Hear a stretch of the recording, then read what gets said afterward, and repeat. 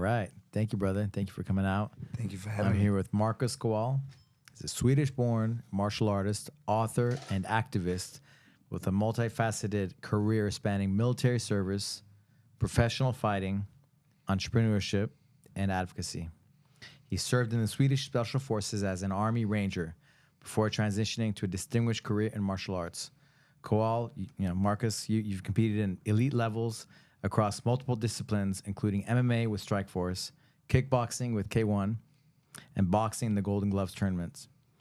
He holds black belts in both kickboxing and Krav Maga. Beyond his athletic pursuits, Marcus is an accomplished entrepreneur and author. He founded Systems Training Center, a chain of martial arts and fitness facilities in Los Angeles. In his memoir, Life is a Moment, Kowal candidly recounts the profound grief of losing his 15-month-old son, Liam, to a drunk driving incident in 2016. Yeah. This tragedy led Marcus and his wife, Mishel, to establish Liam's Life Foundation, a nonprofit organization dedicated to raising awareness about the dangers of impaired driving and advocating for stricter DUI laws. That's right. Through his diverse endeavors, Marcus Kowal exemplifies resilience and dedication, channeling personal loss into a mission to effect meaningful change. Yes, sir. Thank you, brother. Thank you for coming on again. Great, always great seeing you. Likewise. Spending time with you. Get a Always chance to be on the man, learning from you. Yeah, yeah. I think we met the first time at a UFC, right? Recording some guys. Jarrett Papazian, 2013. You were with Jarrett. I was there with Kamal Shalarus, who was fighting an unknown guy making his UFC debut called Khabib. And we thought he'd only been fighting some easy fights. He was undefeated in Russia and Dagestan, and we found out that was not the case. He wrestles a little bit too, huh? Yeah.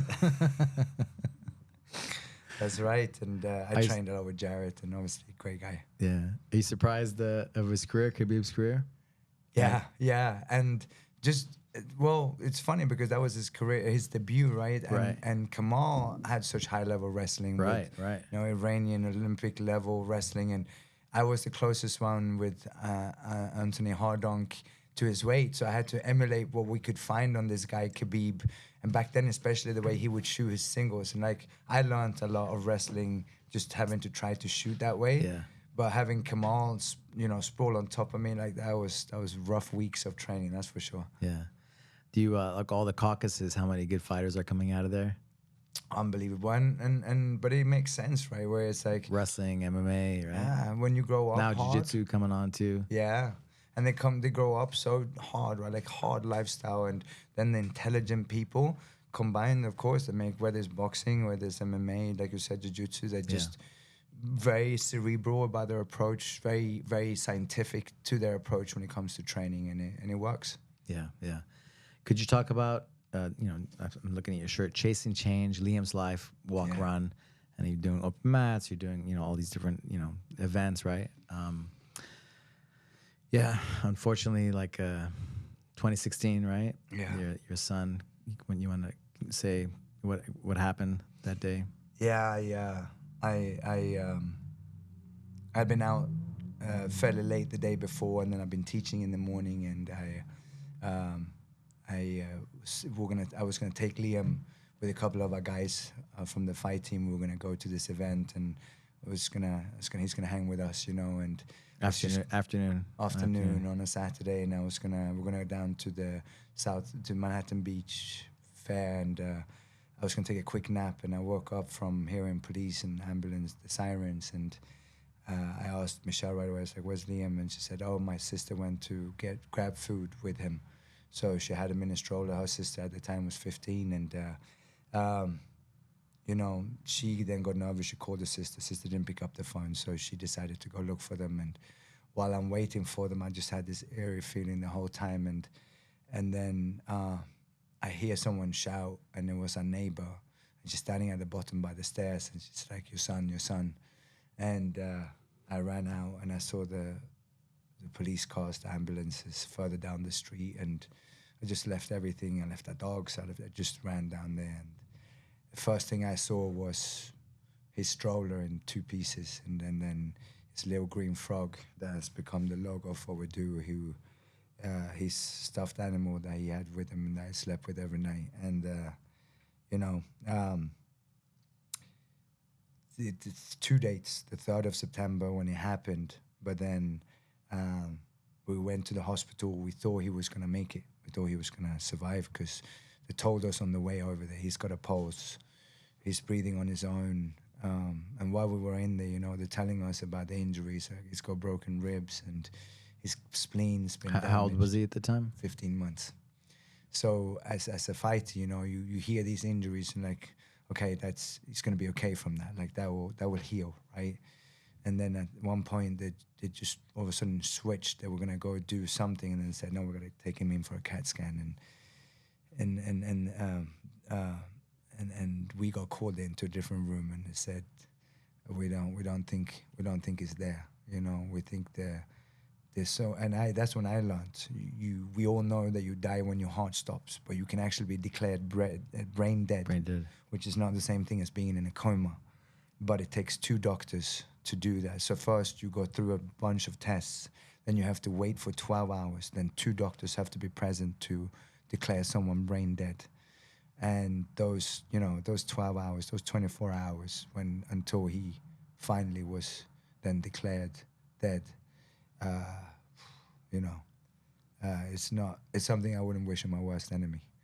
And having to walk away from what you've been programmed to protect and to go through the work that's needed in order to be able to we donated his organs, and to go through all that, like that's honestly, it's, you know, it's I don't think there is a worse pain for a human, right? And to find your way back, like, you know, just like you, everything is in life is easier when you stepped into a cage, right? When you fought against someone who's trained to fight you, but those fights don't compare. This was by far the hardest fight. The hardest.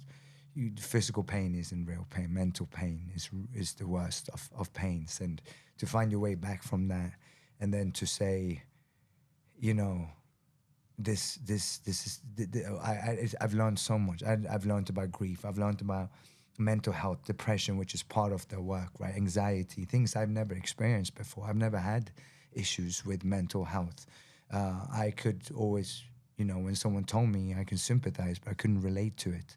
From one day to the next and having to experience it all, you know, by far the hardest fight I've ever fought. And it's a pain that doesn't go away.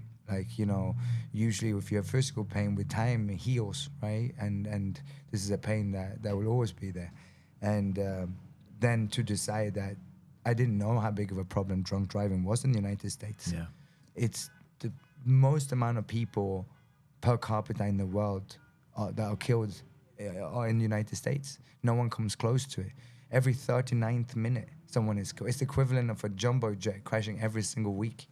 And so I was naive enough to think, well, this is going to be an easy change because it's been done in more than 100 countries. To lower the BAC from 0.08 to 0.05 will save over 20% of the lives that are lost every year. There's over 2,000 lives a year in the United States.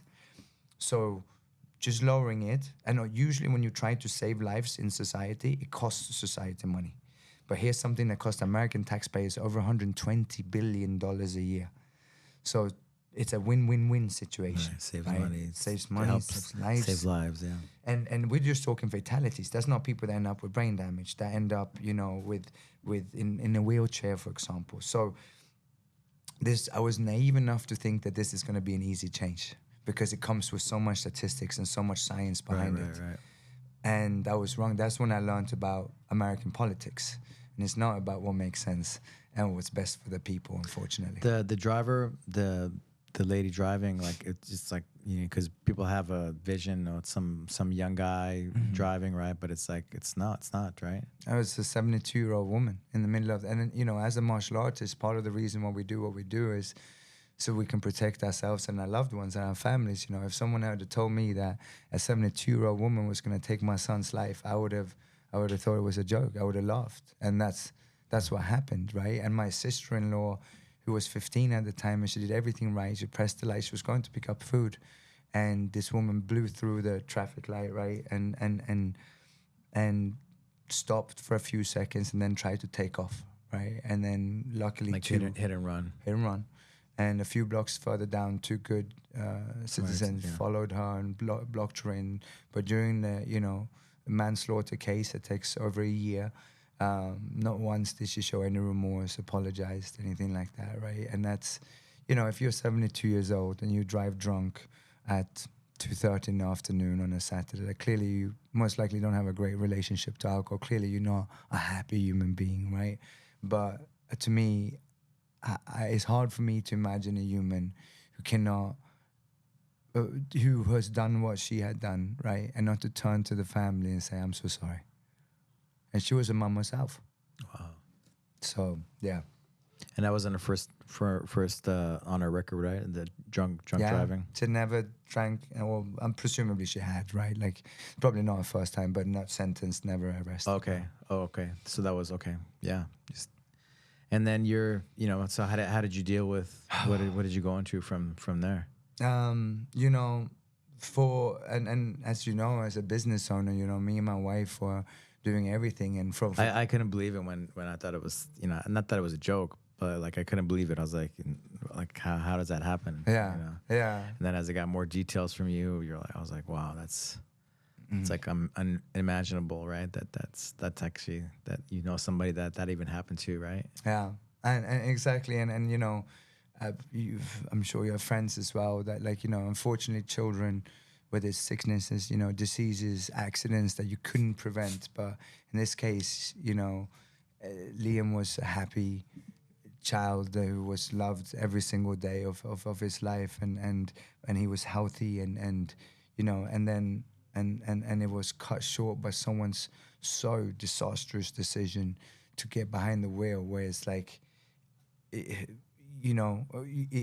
something where it's like, if you want to, it's hard for me to grasp, right? Yeah. Where it's like, if you want to drink yourself to death, if that's your decision that you want to take, that's your decision to make, right? It's sad, but it's your decision. But when your decision affects other humans, then it's no longer your decision to make, right? And it's hard for me to grasp that. Like, I was no angel growing up, but we just wouldn't get behind the wheel. It's like just something that's looked down upon, and that's a social thing. Whereas a lot of times here, unfortunately, like, drinking and driving is made fun of.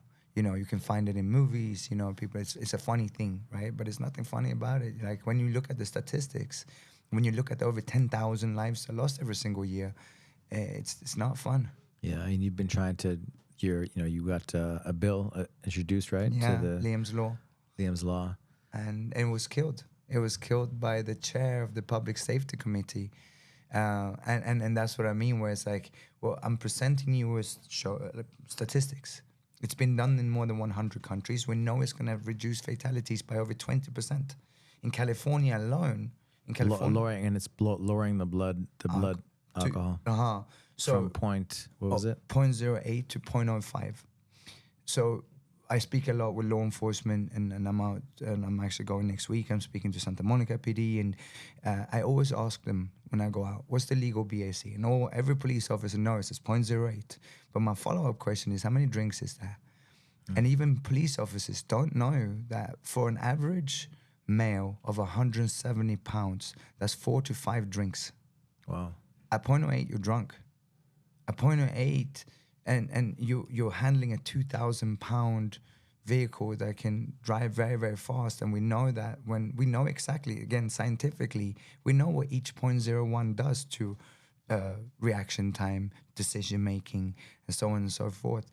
So at 0.08, not only do you have the right legally to drive, you have the decision. You can make the decision and say, "Oh, I'm fine."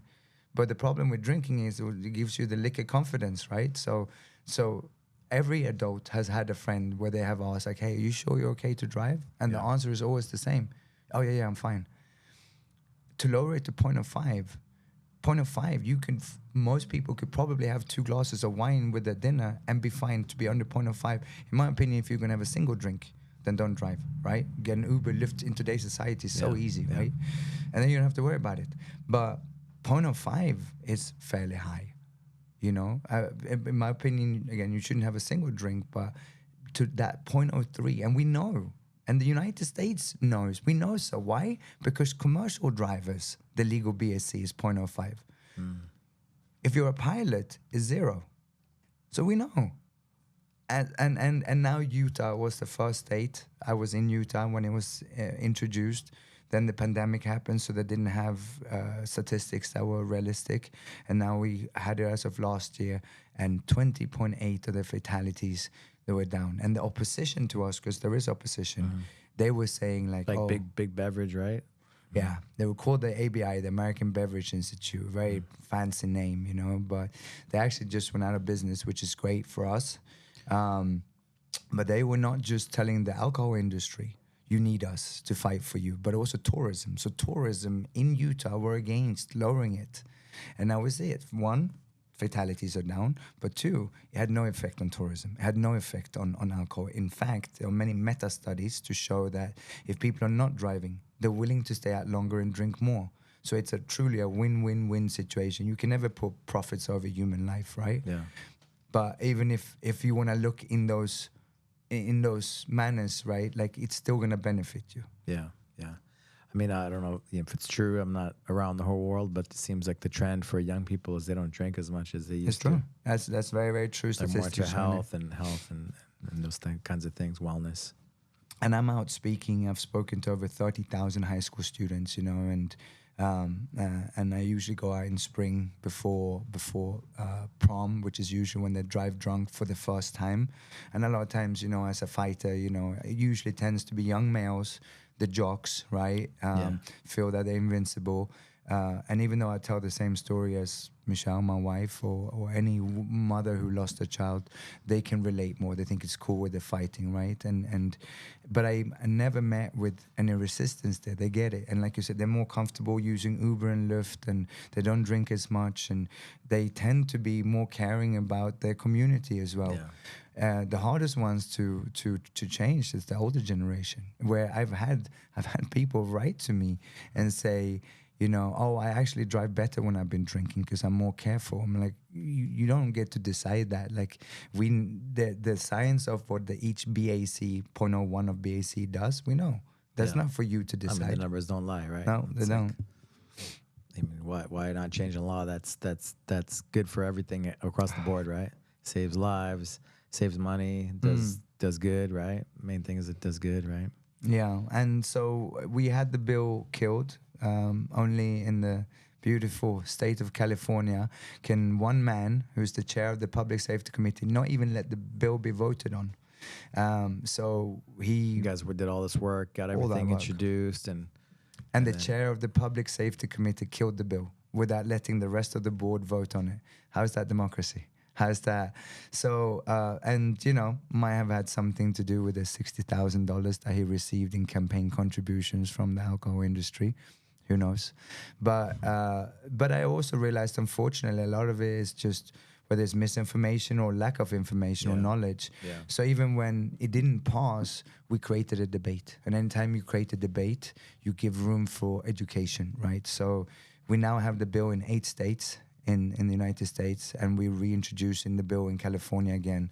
And again, even if we didn't win, we found out what the counter arguments are. Even though they're weak, we still have to be able to respond to them, right? And we found out who's against us, so to speak. And I know I'm gonna win. I know I'm not gonna stop until 0.05 is the legal BSC on the federal level. The big beverage that's the main person, or it's other people? There's, and you know, this is the really frustrating part. The ABI, the American Beverage Institute, was ran by a man named Rick Berman. If you remember a movie called Thank You for Smoking, it was about lobbyism, and it was kind of loosely based on him. So he has 11, 12 of these. So I don't even know necessarily, because I do know like several alcohol companies who, at least on paper, they say, oh, don't drink and drive, drink responsibly, and so on, right? But I think part of it is the fear tactics that he uses. So when it was getting introduced in Utah, he went to the tourist board, he went to the restaurant associations and said, hey, you need me to fight for you, because otherwise you're going to go under. it's going to affect your bottom line, your profits, right? So, but yeah, that's who it is. And again, it's frustrating because this is a fight that's not needed. You know, countries such as Germany, France, Italy, Holland, Sweden, with much stronger drinking cultures than the US, have already lowered it over 20 years ago. And none of them have seen a decrease in alcohol consumption. In fact, you've seen an increase in alcohol consumption, but a third of the amount of deaths per capita due to drunk driving. Yeah. Man, it's what a fight, right? You've been. I mean, it's like you have your the motivation, right? Your like how did you deal with the loss, right? How are you dealing with the loss, right? Giving it meaning. Yeah, and that's the only way, for me at least, you know, to honor him, to live the life that he didn't get to live, to make sure that his, you know, they say you die twice, once when once your heart stops, and once when someone speaks your name for the last time, and for me that is to make sure that because of his unnecessary passing, there will be change, so that other parents don't have to go through what we've been through, because it's so preventable and it's so easy. And, you know, it's been a journey. It's been a journey for me. It's been a journey not in just the sense of finding your way back when what's, as you know, as a father, when what's gone, that was more important than life in itself. How do you find your way back? So that journey in itself, like that grief journey, where I met so many dads that don't find that way back. Instead of one life lost, there's now two lives or three lives to separate from the wives, right? And the couples can't stay together just because they can't see each other's ways of grieving. And but it was more than that, you know, because of the non-profit, and I realized what it will take to make change in this country. Unfortunately, you know, I thought originally, I was naive enough to think, oh, well, we have this statistic, we're going to change this on the federal level, boom, right? And we've had to go state by state the way we're going now because we don't have the finances. The opposition has the finances. If we go national on the federal level, they can put all the resources into that. We have to look at it as guerrilla warfare, where we go state to state and we light little fires here and there. And we know that first time it's going to get killed. Second time it probably is going to get killed. But we find out who our opposition is, and we find out what the counter arguments is. And I know that we're going to win because I know I'm fighting for the right thing. Yeah. And I have statistics and science on my side, but also they're fighting for money. I'm fighting for my son.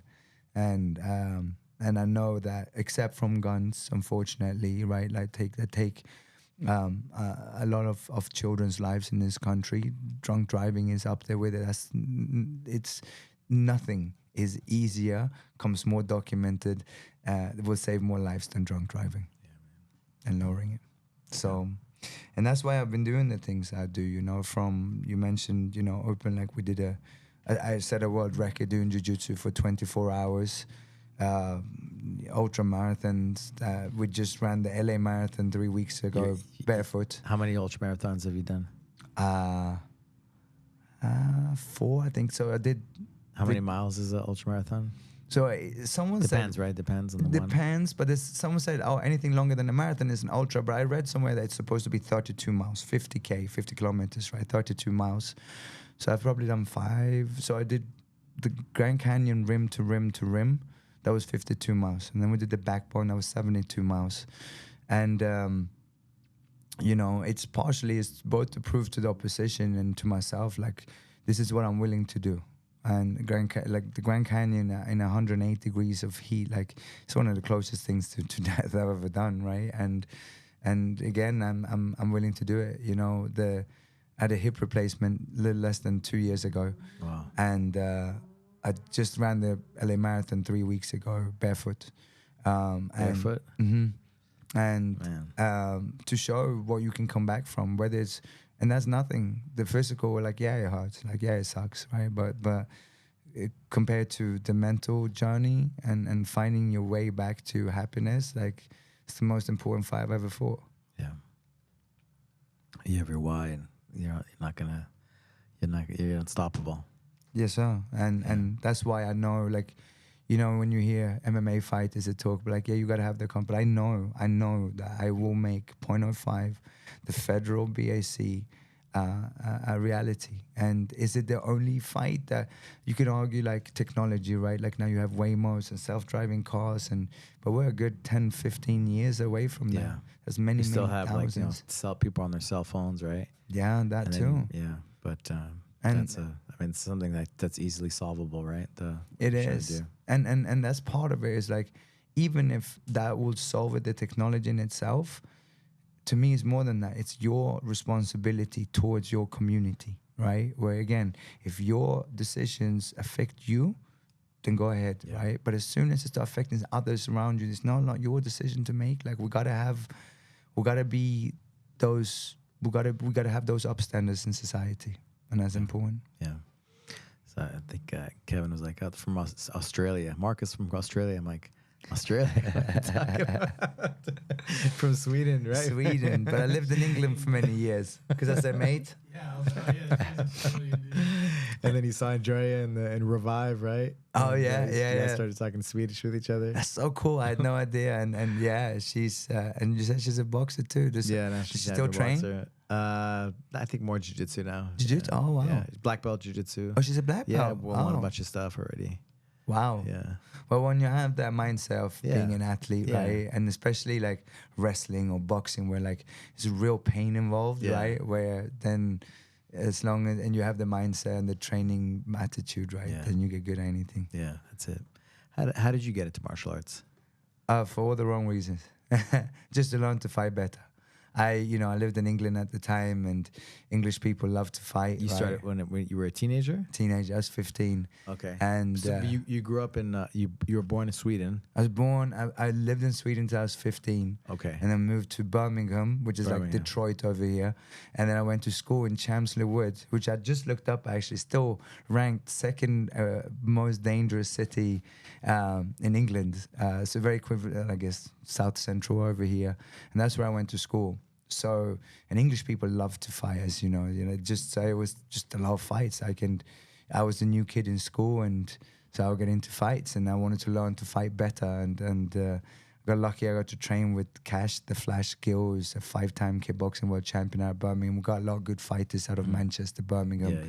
Leon Edwards from Birmingham, right? So I got into fighting just to learn how to fight better, and the more I fought, I had my first kickboxing fight when I was 18, and then I turned pro when I was 23.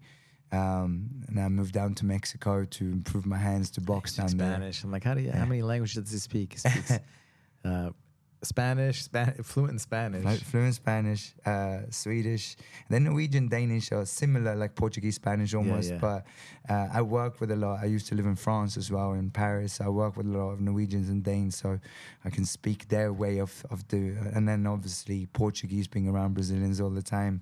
My French now is rusty, and I speak fluent German and a little bit of English. German too, huh? Sprechen Sie Deutsch? Ja, doch. So. Ich habe in Deutschland gewohnt auch. Yeah? Where? In Coburg.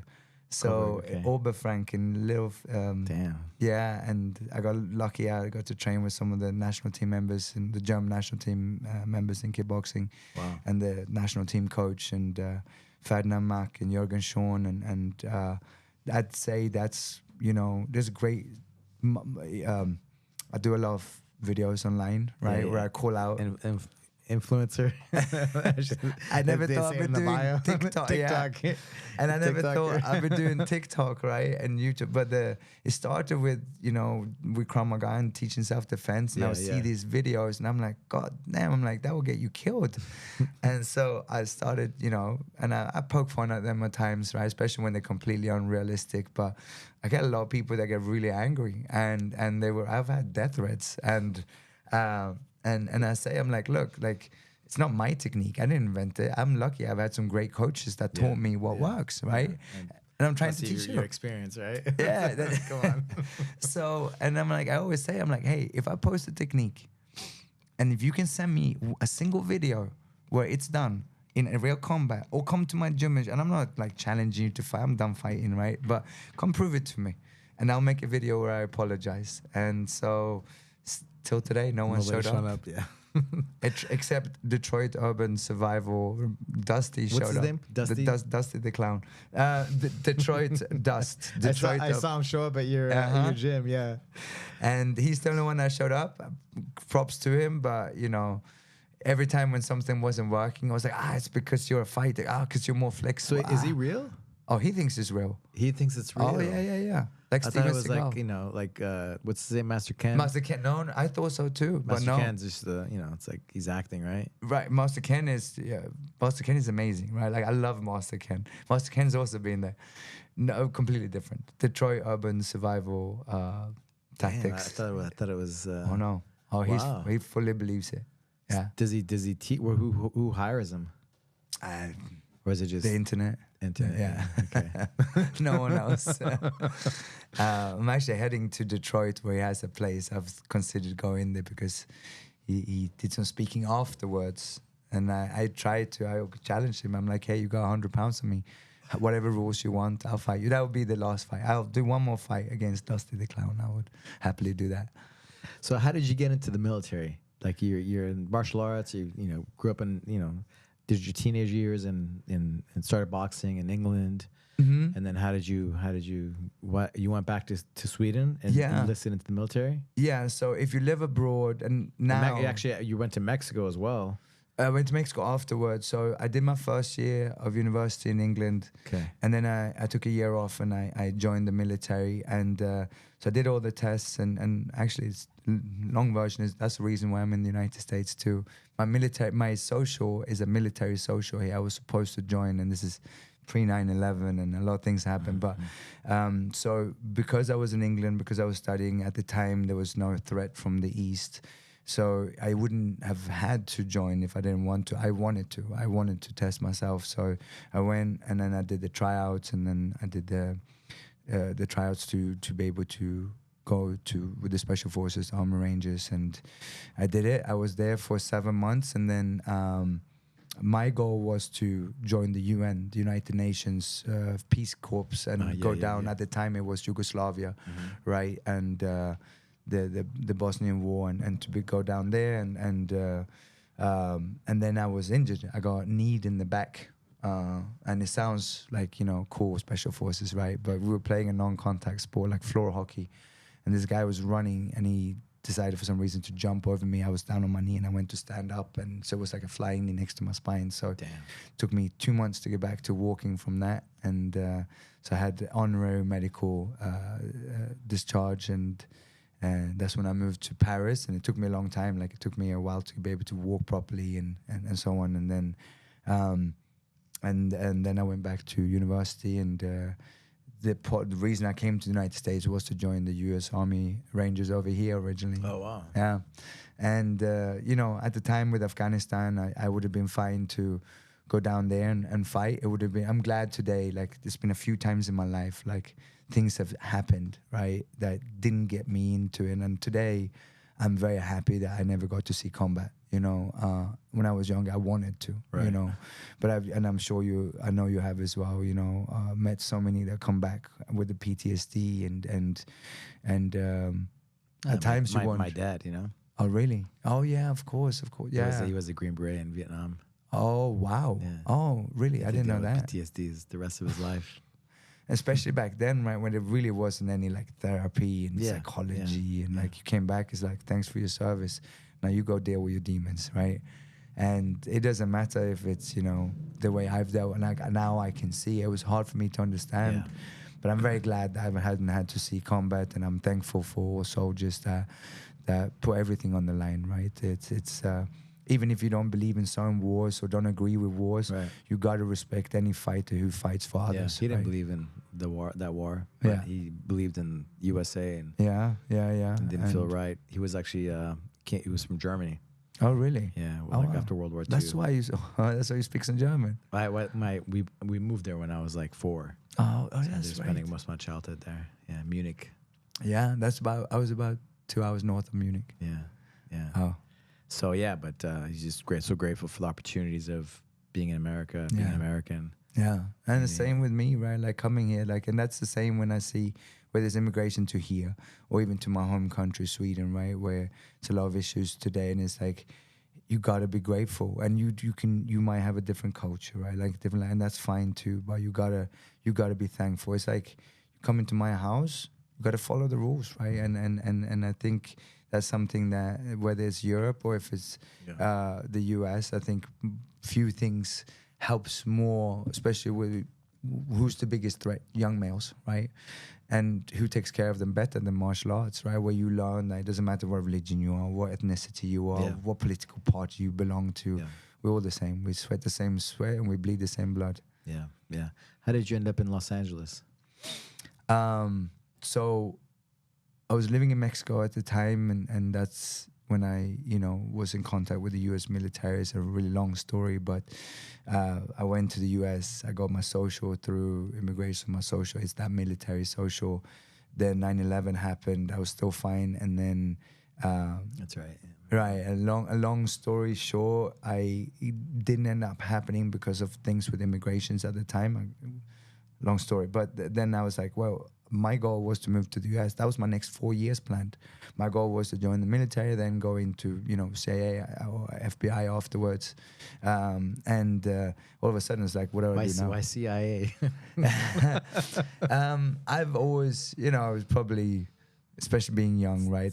Spy movies. Yeah, all the movies and, James Bond and Jason Bourne and but I do believe in the service of good, right? And then when that couldn't happen, I'm like, okay, what am I gonna do now? So I literally Googled sports management. I wanted to do something with sports, but I didn't know what. So I don't think I introduced your bio, your degrees that you have too, right? What degrees do you have? I have a master's in sports management and undergraduate in industrial relations with human resource management. Mm-hmm. But sports was my love, right? And I wanted to continue to fight. So I'm like, all right, who's got the best fighting? And this is 2001, so UFC still wasn't that big, right? So I was like boxing, kickboxing. I grew up with Benny the Jet Orquides and Donnie the Dragon Wilson, and they were all in LA. So it was either Florida or LA. I wanted it to be warm and I wanted good fighting, and boxing, kickboxing, it was LA. So I looked up this place called Long Beach. The only thing I knew about it was that Snoop Dogg was from there. And then that's where I did my master's in sports management, and I thought I'd be here for a couple of years, and I've been here ever since. Wow, cool. And then how did you start your school? How did that, because you were with you were in Santa Monica, right, for a minute? Yeah, so I used to be the general manager of Krav Maga worldwide, and that's truly where, That's how you knew Elliot.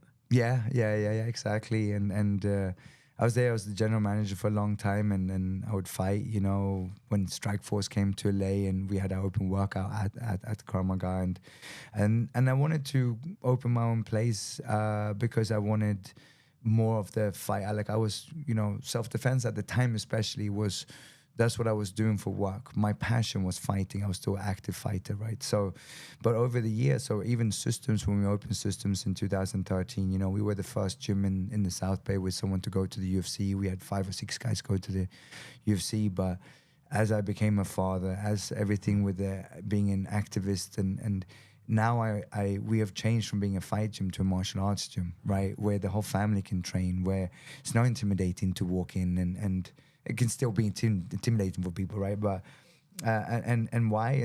Because part of the reason is the non-profit, where it's like I've come to realize, like, if I truly want to make change, we have to create the next generation leaders.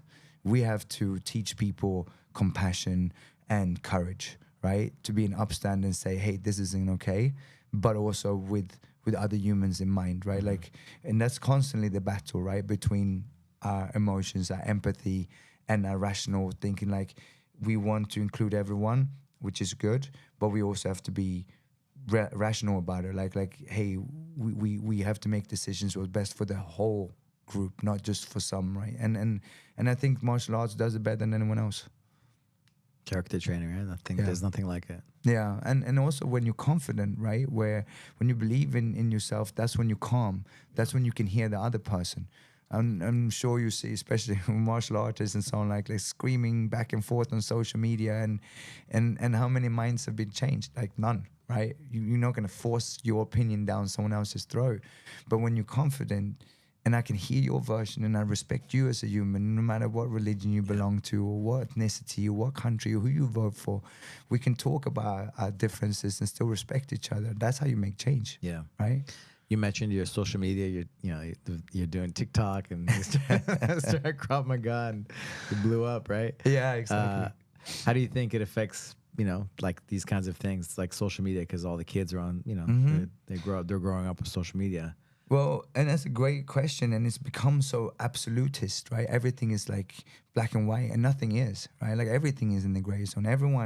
There's always some right in everyone's opinion, right? So to be able to recognize that is where it started, and I've actually started to be a little I've gotten a lot of hatred, especially from the Aikido community, and because unfortunately a lot of the videos that I call out, they're unrealistic, are unfortunately Aikido, right? But I get it. Like, I changed my attitude. Like, instead of ridiculing, what's my goal? Well, my goal is to change and make them understand. Like, I'm not saying don't do Aikido. I understand that Jiu-Jitsu is where it's at because of Aikido, partially, right? And if someone spent 40 years doing something, and I ridicule it, of course you're not going to change your mind. So for anyone that watches that, I'm sorry for that part.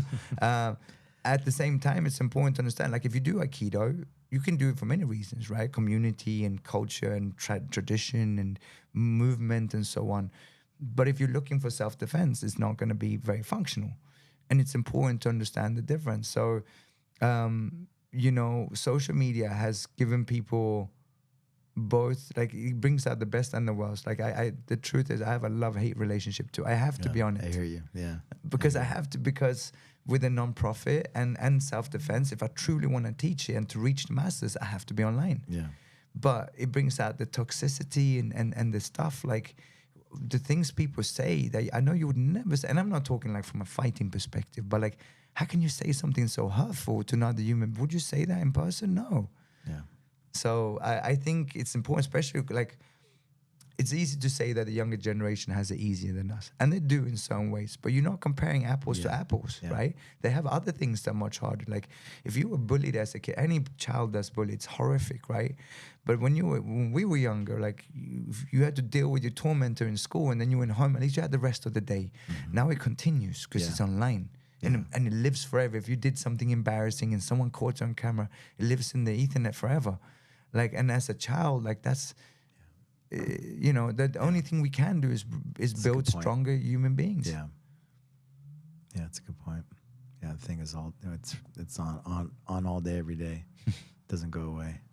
And we know now, like, it's called social media, and it's the most unsocial. I hear about girls doing, just like, my kids are teenagers, right? And it's like, oof. Yeah, and exactly, right, when it comes to everything, so it's predatory intense behavior and constantly, like, measuring yourself against someone's highlight reel, right? Where it's like, that's not their life. Like, that's not every day. Or even, like, when it comes to success, I don't care what you do, athlete, business, whatever, it's hard work. Yeah.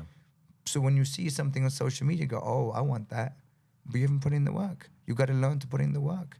So you got some great accounts, you got a free education, but it's also, you see it when it comes to depression, anxiety, it's through the roof. Yeah, being on our screens, right? Just on top of all that, just that probably getting like all that frequency, all that the radiation from our phones and stuff, right? It's just adding up. Yeah, that's not moving. People are not moving enough, right? And then people's lifestyles, right? Yeah, and if looking just in the U.S., right, the U.S. is physically and mentally unhealthier than any time in history. So when we look at the U.S., what we need to change is, especially like, politics, and we just had the election, and, it doesn't matter if you're on one side or the other. It doesn't matter if it's a Democratic president or a Republican president, because in the end of the day, the president doesn't run the country. It's the lobbyism, it's the lobbyist groups. And if you're in a lobbyist group, if you look at the big corporations, the sociopaths, and what I mean by that is, if you're a publicly traded company, you don't care about human interests. The only thing your goal is to provide for your shareholders. That means the numbers and profit is the most important thing for that business. Even if you're not a good human being and you're a business owner, you have some morals somewhere, right? Usually. Of course. So, and we see it until we get some balance there, some check and boundaries where it's like, hey, is this what's best for the people? And clearly it's not. Many decisions are not. We see it because, you know, if you're getting Coca-Cola to kids in elementary schools, like no, that's not good for you, right? Going back to the Krav Maga, you mentioned Krav Maga, and you know, it's always like something I talk about, like not talk about, but it just that comes up some here and there, right? Right. Of just Krav Maga, like the effectiveness of Krav Maga, and then Jiu-Jitsu. What's like not comparing, but kind of comparing, right? And I think about, you know, I just look at Krav Maga and being able to do some of those things in like a real situation, like the eye gouging or whatever it is. You know, like normal people, being realistic. You know, like are you gonna have the guts to do that, or have that self-control? Or are you gonna freak out, right?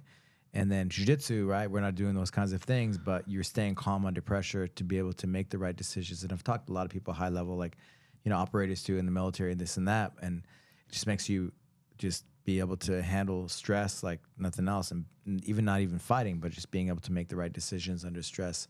So what's your opinion on, you know, Krav Maga versus jiu-jitsu and everything in between? That's such a good question, and it's and I get it a lot. My goal, when I call out self-defense that doesn't work, and I say this all the time, I also call out a lot of Krav Maga that would never work in a real life situation, right? And it's usually taught. And here's the problem with any self-defense, whether it's jiu-jitsu, and that's the thing where it's like, I'm a black belt in Krav Maga, but I'm not a Krav Magaist per se. You know, I started with kickboxing originally.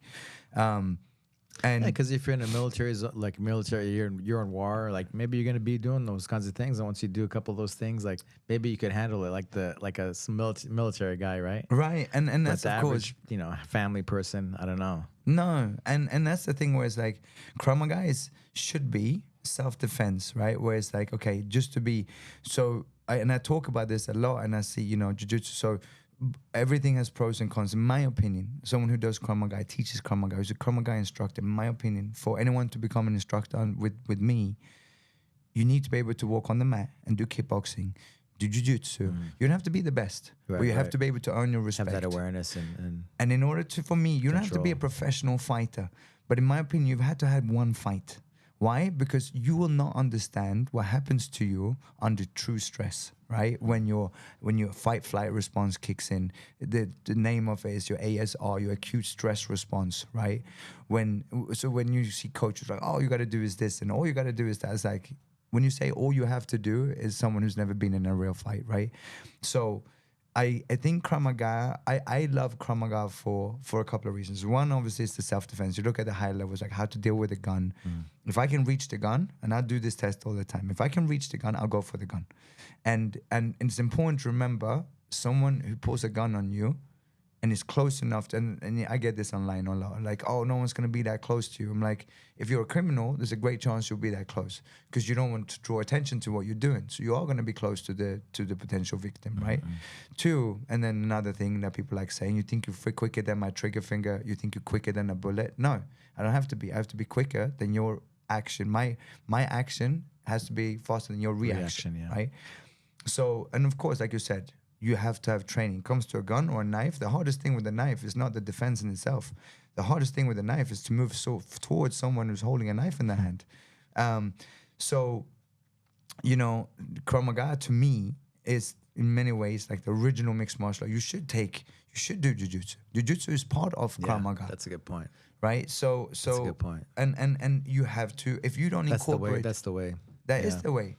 So jiu-jitsu, you know, ground, you know, stand up stuff. Basically, you know, you should have skills there. Yes. And then you should have like some kind of fight, whatever it is. Yeah, exactly. So in that the you combat can arena, so you can relate and know what your body goes under stressful situations. Yes. That's it. And then all the stuff can be effective and work. Yeah, and exactly that. Where it's like the problem with self-defense is when you get coaches who are 400 and 0 in the street, right?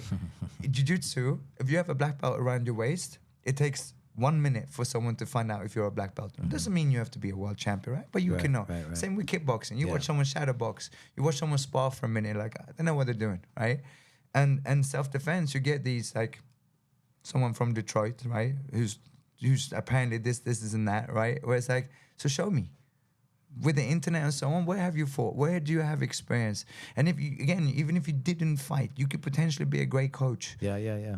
But then show it that it will work. And so in today with Krav Maga, and that's why you're right, Krav Maga has lost its credibility, like in many ways. And then you go like, of course it has to have some, like, there's a reason why the most battle tested military in the world uses it, right? And Krav Maga, it's important but to they understand. have that experience of these other things, right? That make it right. work. And it's important to understand what Krav Maga in Hebrew means contact combat. There you go. Karate is Krav Maga. Kickboxing is Krav Maga. Jiu-Jitsu is Krav Maga. So then when you get that, the Krav Maga versus Jiu-Jitsu, to me, Krav Maga incorporates Jiu-Jitsu. Should. Yeah. Now, and I love Jiu-Jitsu, as you know, I just trained there with you. And I have to say, Jiu-Jitsu, like I fall in love with Jiu-Jitsu. And it took me to, after my fight career, to truly fall in love. I did Jiu-Jitsu because I had to. Training the gi. Training the gi. I see you smiling. And Yes, really, I love appreciating it. The techniques. And, I love the Jiu-Jitsu. I've fallen in love with Jiu-Jitsu. And I come from a striking background. Yeah. And the gi especially. And I can see the advantage of the gi for self-defense as well. You know, there's not a single fight where someone isn't grabbing something in a street self-defense situation. At the same time, do I think that Jiu-Jitsu is the best and only like nothing is the only, right? Like you need everything.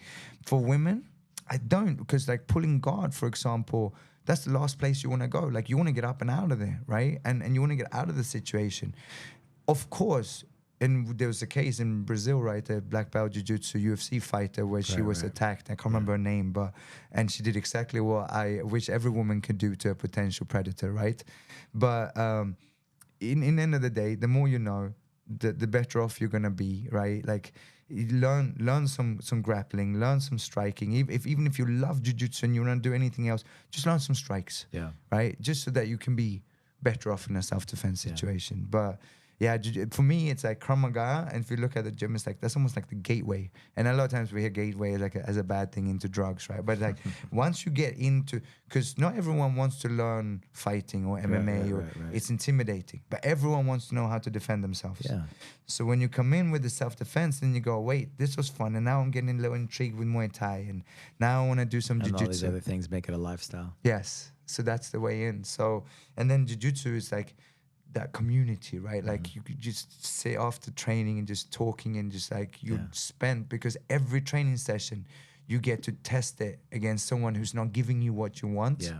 And that's the biggest problem with a lot of times self-defense, right? It's like when they do this, you do that. Yeah, but they're not going to leave the hand out when they punch. They're going to pull it back, right? And they're going to punch with the other hand.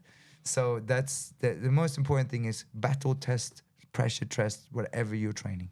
Man, I just had a memory pop in my head of you got TACFIT certified as well, and you didn't know one of the moves, whatever, or you didn't understand how you test the numbers on the on the pull plank or something, and then okay, I can make it up on my push-ups, and you did like I don't know what it was, like 10 push-ups, 15 push-ups, something crazy. And you have to maintain it for like 8 rounds, right? And you did it. You actually did it. It's the first time I've ever seen that, because I've gone into all these certs all over the world, and I've seen like super athletes, and then you Marcus go, I'll just bust it out like it's nothing, I love TACFIT, and I love coming here. I love everything. Like if we just had some acai, right? We have. We train. You have the Muay Thai. I come here for Bang Muay Thai with Sensei Ludwig and Boss, and then you have the wrestling room, and then TACFIT. And TACFIT, I love it because it goes hand in hand with the grappling, right? Like real functional strength. And I wish you were closer. Where it's not even distance. It's just the LA traffic. We'll make it happen. It gets you in deeper. And understanding better. It's just a matter of time, right? You got to put the time in. Yeah. And have people show you too, I think. It's like anything, right? Martial arts, like a mentoring relationship. Yeah. Yeah. What about Bang Muay Thai? Like what do you like about like Bang Muay Thai, and what did you appreciate about it? That's a great question. I love Bang Muay Thai for a couple of reasons. One is because of its credibility, right? Like that's the most important thing, where it's like, you say Boss Root and Dwayne Ludwig, and like that's it. Like you don't even have to mention like TJ Dillashaw and the rest of the guys, right? And Ngannou, who trained Bang Muay Thai. But it's funny because I had, same as with like Krav Maga, you get some some naysay. You guys are like, oh, but you got belt. There's no belts in Muay Thai. I'm like, yeah, for you who's a fighter, that's not important. But your average person doesn't want to fight. And they're not doing this to become a fighter and to goal set. But the crazy thing is that TJ Dillashaw was doing the combos, the bang combos, and to win a UFC title, right? Exactly. So so it's like it clearly works, right? Like it's good. And for me, I train with Boss, Boss, and so Boss was always a mentor and someone I trained with. So even though I didn't train at the time directly with Dwayne, and Dwayne, was trained under Boss, so the lineage, right, of like Dutch style kickboxing and coming from Sweden and with the Hemmers gym in Holland and Ramon Decker was such a inspiration growing up. So I'm very happy, I'm very proud, and again it gives the opportunity to what's important to understand with belts. Like belts doesn't make you better. It doesn't make you a better human being, right? It doesn't necessarily make you in anything, right? In anything, right? It's just a kickboxing. But what is important is now you have goals, and when you goal set, and now you get tested on those goals that you set for yourself, and now that's the only way to have those small wins. And I don't care if you're 12 years old, or if you're 35 years old, but to goal set and then to celebrate your wins.